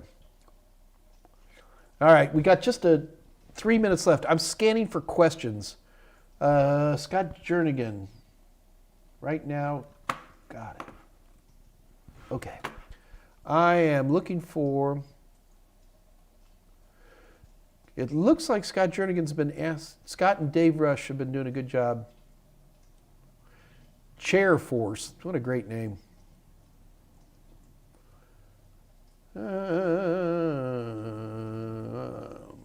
Okay, I think we've got all the big stuff covered then. All right, guys, I'm going to, Tolowit is one of the moderators. EMH, anything on VLAN? EMH, I can't quickly remember if we do have VLAN in there. I'm pretty sure we do. If we don't, that could be a fun one. EMH, here's how these things work. The trick is, if you want to just teach about VLAN, that's a big deal, which I'm glad to do. But more, I'm hoping that you have questions about a VLAN, more than what is a VLAN. I'll even do those for you, but I'm going to write down VLAN as well. I'm pretty sure we did some basic VLANing. No CompTIA exams go into VLANs very heavy at all. In fact, even things like tagged versus untagged and things like that, that's going to be more of a Cisco issue. But they are on. They're definitely listed even on Security Plus. So we can do that as well. Let me review what we have on VLAN and see if I can pick up from there. So EMH, that is just for you, my brother, or my sister, whatever you are, and we'll get there. Thanks. I am now to your live stream. You are here now. Oops, wrong Mike Myers. I was expecting Wayne's World. Yeah, sorry, man. I put the GERD nerd, baby. All right, well, guys, I am out of here. I will see you guys on Wednesday. We'll be doing subnetting. Don't forget to like and subscribe to the Total Seminars channel. Stuff helps more than you can possibly imagine. The secret to subnetting is just practice. Write it out in binary. Draw a vertical line. move the line over till you get what you need. And then that's really pretty much all there is to it. So I am out of here, folks. It's 4 o'clock. I will see you on Wednesday. Until then, this is your little Uncle Mikey saying good night. See you on Discord. Bye-bye.